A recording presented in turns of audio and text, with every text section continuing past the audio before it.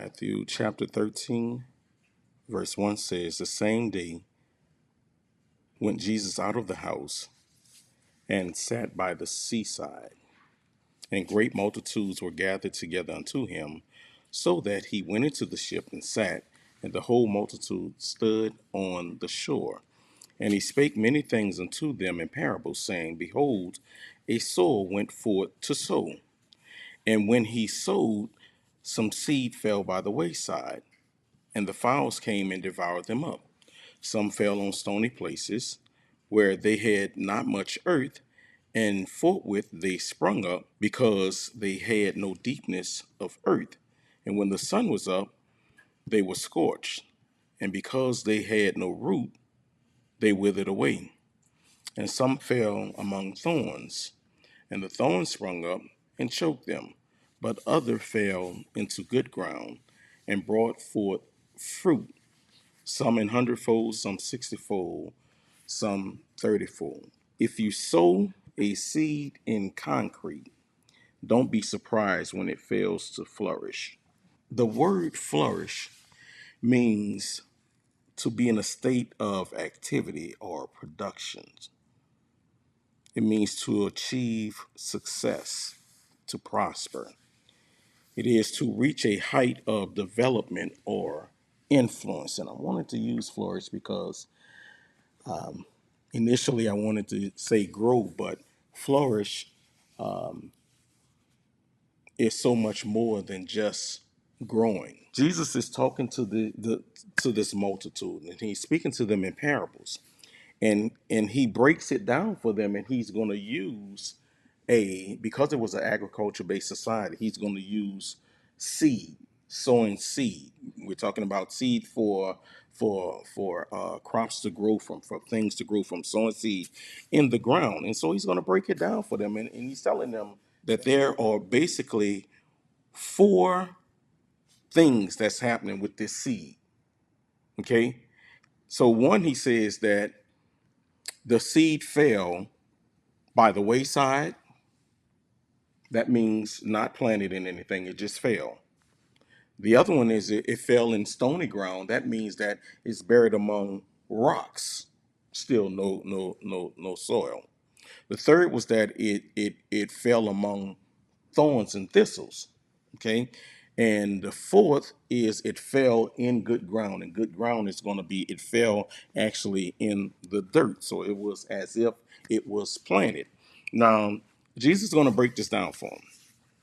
In verse 18, he's going to give them the the um, the meaning of what happened. Hear ye therefore the parable of the sower. Verse 19, when anyone heareth the word of the kingdom and understandeth it not, then cometh the wicked one and catcheth away that which was sown in his heart. This is he which receives seed by the wayside.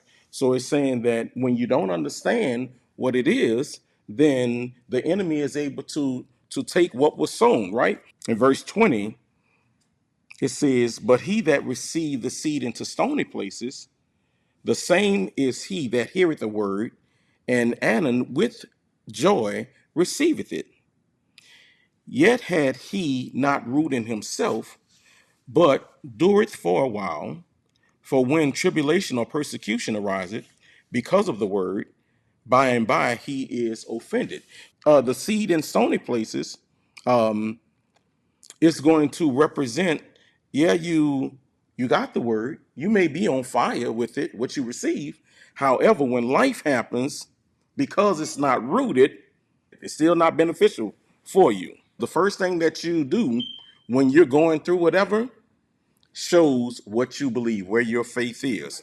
Verse 22 says, he also that receives seed among the thorns is he that heareth the word, and the care of this world and the deceitfulness of riches choke the word, and he becometh unfruitful. Again, you have the word, but your surroundings, the we're talking about peer pressure, what the world said, what music says, what our friend says, and the deceitfulness of riches come in, and they choke the word out.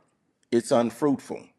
Verse 23 says, "But he that receiveth seed in good ground is he that heareth the word and understandeth it, which also beareth fruit and bringeth forth some an hundredfold, some 60, some 30."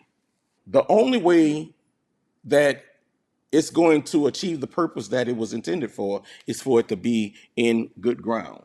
God is the one that makes the soil, makes it conducive for growth. And so I'm gonna give you some points. The first point that I'm gonna give you is the environment matters. Just like plants that need the right conditions to thrive, our actions and decisions require a suitable environment. Without the proper support, success becomes nearly impossible. Second point that I'm giving you is your expectations have to match reality. When we set unrealistic expectations, we set ourselves up for disappointment. And when you understand the limitations of our circumstances, it is key to managing our expectations. You can't just expect greatness when you're not sowing seeds of greatness. Our third point is just as a seed requires care and attention to develop, our goals and ambitions need consistent effort and encouragement. Without nurturing, even the best ideas can wither away, emphasizing the importance of active engagement and support in any endeavor that we are involved in. So our fourth point is it's about resource allocation, that distribution, right? Just as a seed needs sunlight, water, and nutrients, our endeavors require the right resources and support. Investing time and effort in the right context is essential for achieving desired outcomes. So, what are we saying with all of this? Do not waste your time and emotions on things and people who are not worth your time. Everybody that you meet, just because you meet them, does not mean that you're supposed to develop a relationship with them. If you sow a seed in concrete, don't be surprised when it fails to flourish. And the fact of the matter is that you can water that seed all day, every day. If you plant it in concrete, you can water it, you can watch it, you can put direct light over it, and it will never grow. Why? Because the environment is not conducive for it to grow. And this is how it is when you're in the wrong place. Okay, when you're with the wrong person. From a distance, it can seem that you're busy. You're constantly doing something, but actually, you're stagnant. You're in the same place. Nothing is happening. You're not. There is no growth. It's not beneficial at all. And what can happen is the worst thing in the world is to invest our time in people, in situations, in the wrong place, and then we try to be. We don't want to lose our time. We start talking about the time. Well, for example, it's been 3 years that I've been doing this.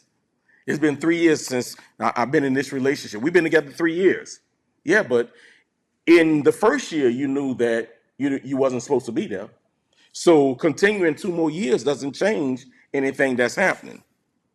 You understand it? So, and this is something that you have to be knowledgeable of. And I say all the time, it takes you have to be strong mentally when you know something is wrong to move on. Because what most people will do is stay in and remain in that situation.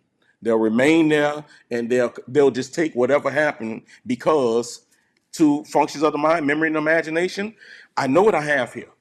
I know what's going on here. But for me to leave this situation, even though it's bad, and go out there to what I don't know, even though you know this is bad, I'm not willing to take a chance because I don't know what I'm gonna get. Or the memory part of it is to go backwards. I should go back and do I should go back to my old job. I should go back to my old girlfriend or boyfriend. You see, not realizing it's a reason why they are an ex.